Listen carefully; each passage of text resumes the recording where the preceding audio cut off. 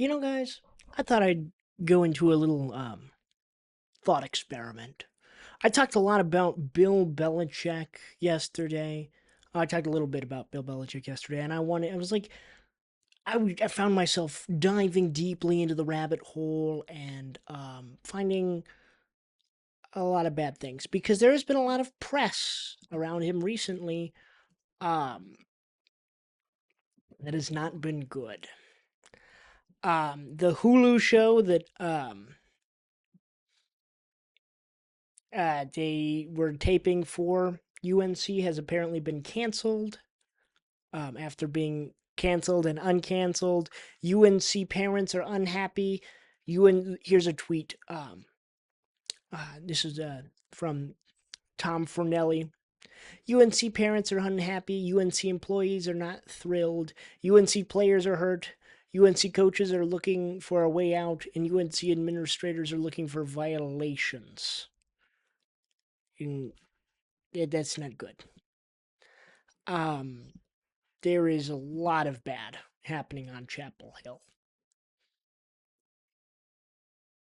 Oh, this is actually brand spanking new news from uh, Tar Heels Wire.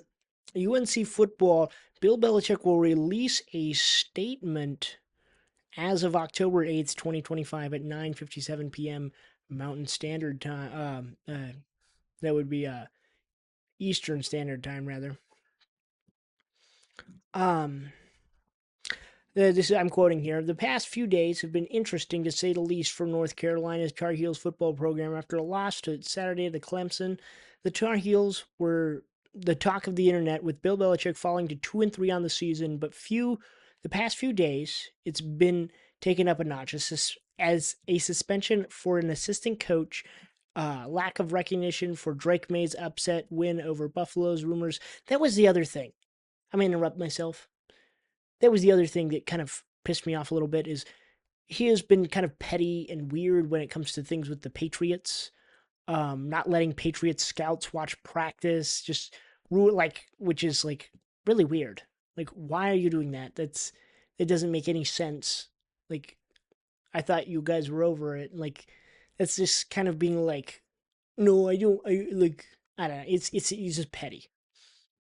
However, Wednesday night, the program and Bill Belichick released a statement on the situation to clear up any rumors. Belichick was quoted with a statement saying, "I'm fully committed to UNC football and the program we're building here." That was followed up by Bubba Cunningham saying, "Coach Belichick has the full support of the Department of Athletics for the university." Oh boy.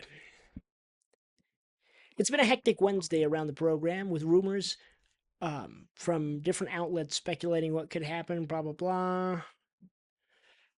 Because there's been a lot of chatter and talk that um, there is a weird exit strategy for him. His buyout, um, he can essentially just walk away and he'd only have to pay like $1 million, which is nothing for his contract.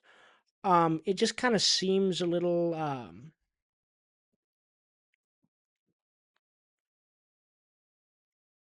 It just kind of seems a little frustrating. Um, it seems weird for UNC fans. For me as a Patriot, former as a fan of Bill Belichick. He was the Patriots head coach for a very long time. Here, let me see. Yeah, I think the statement was, "I'm fully." Yeah, this is just a statement from Bill Belichick, which is a nothing burger, and Bubba Cunningham also just kind of giving off like more of a nothing burger. It doesn't really mean much. I was like, "Oh crap, we got big news," and it's not big news. But anywho's, um, yeah, like what the hell? Like it's kind of seems a little weird. It's like you you used to be very successful. And I talked about him kind of being like a grandpa, right? Kind of being like, you know what, you're past your prime. It's time to hang it up. Time to start whittling and whistling. So I decided I was going to write down some things about Bill Belichick, right? Because Chapel Bill is just the old Pats in powder blue, right? One of Bill Belichick's biggest criticisms as an as even when he was a very successful NFL head coach was that his coaching tree was ass. Matt Patricia, Joe Judge, Josh McDaniels, just to name a few of those guys who were head coaches. Bill O'Brien's another one. Bill O'Brien was one of his more successful proteges, but still is not an NFL head coach anymore. Isn't that kind of funny, kind of ironic, right? That Sean McVay's coaching tree is much better than Bill Belichick's. That was always the big knock on Bill.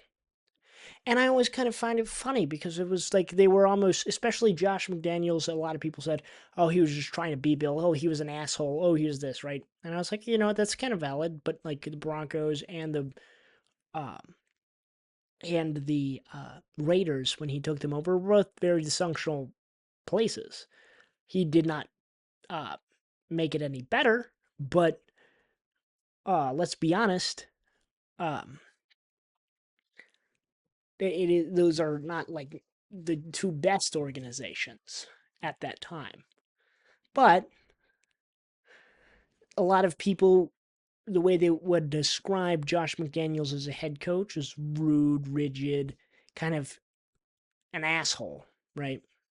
Kind of like how Bill Belichick was also referenced to be an asshole. So,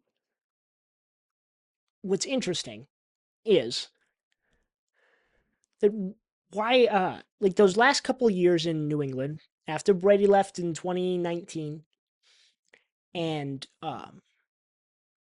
we had one winning season after that. We had that one Mac Jones's rookie season. New England was really good. 10 wins, made the playoffs, got absolutely embarrassed by Buffalo in that playoff game. And it's been downhill for Bill ever since. Because it was what, like they went from 10 wins to 6 to 2 to 4, right? From 4 to like, and then 2 4-win seasons, then bye bye, right? No, maybe I'm capping because I forget about Gerard Mayo's tenure, which is also kind of a weird Bill Belichick thing. Anyway, um,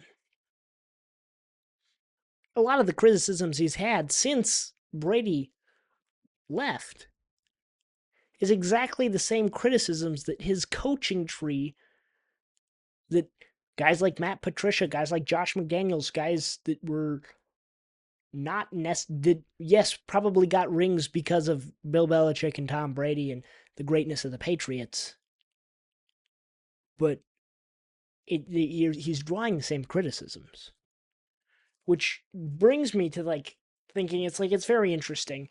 You can be an asshole when you're winning, right?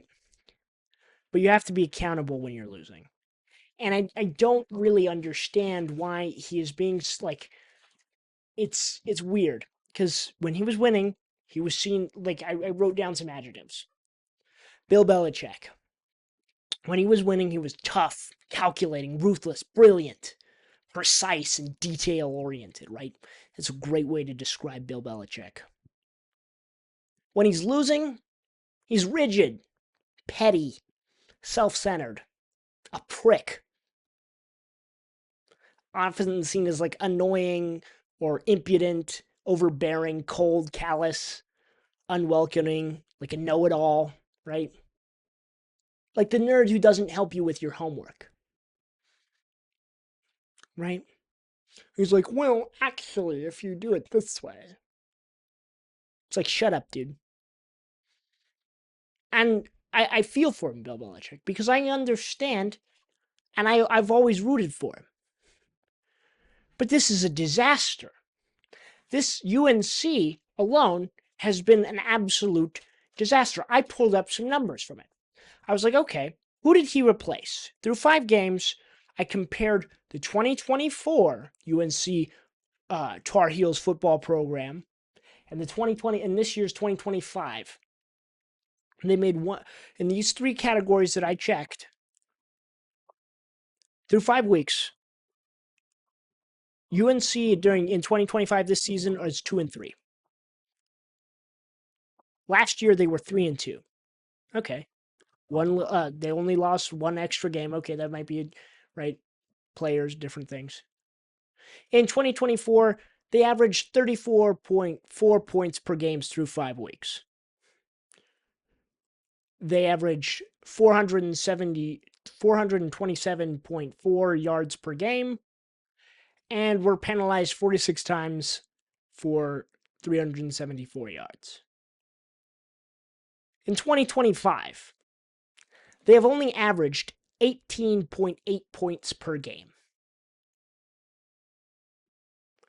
They have only averaged 264.8 yards per game as well in those games.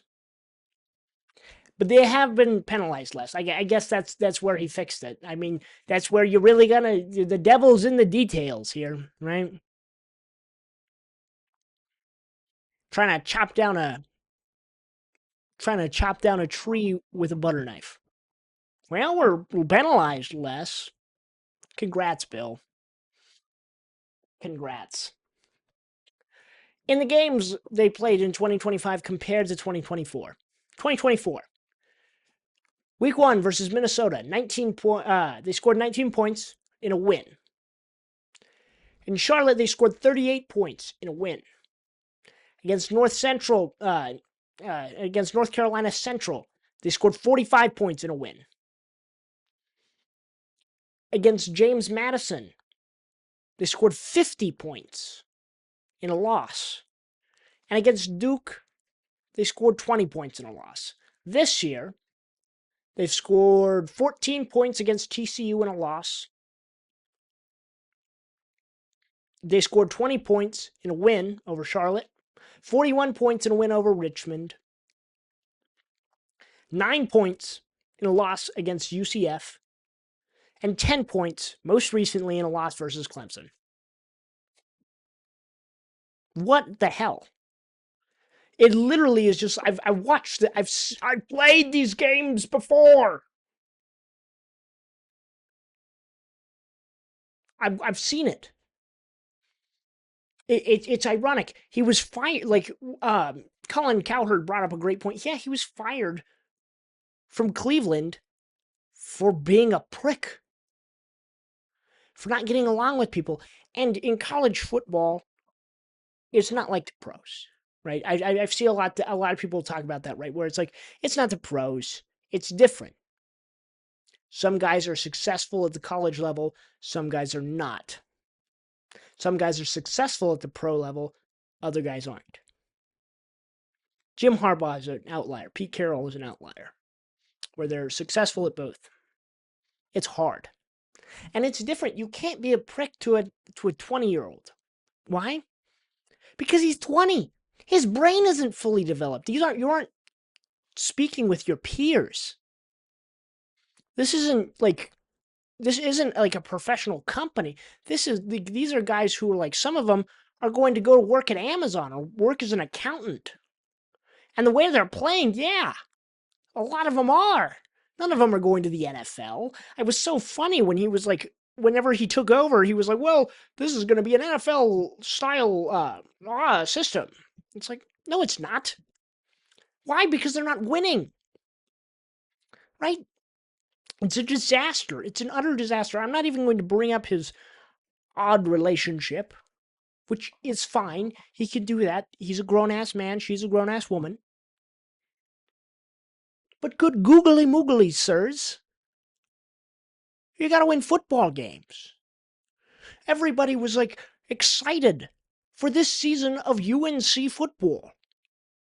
And all it has been is booty, ass, butt.